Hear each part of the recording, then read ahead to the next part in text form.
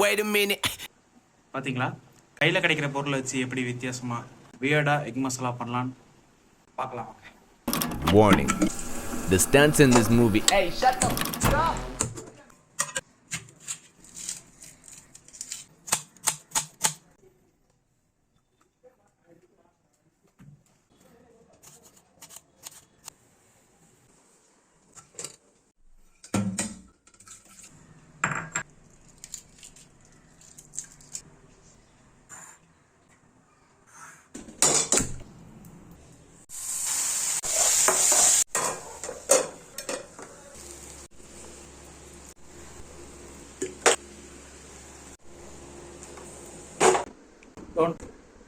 Tone கேவலமெல்லாம் இல்லை, கொஞ்சம் வித்தியாசமாக இருக்குது.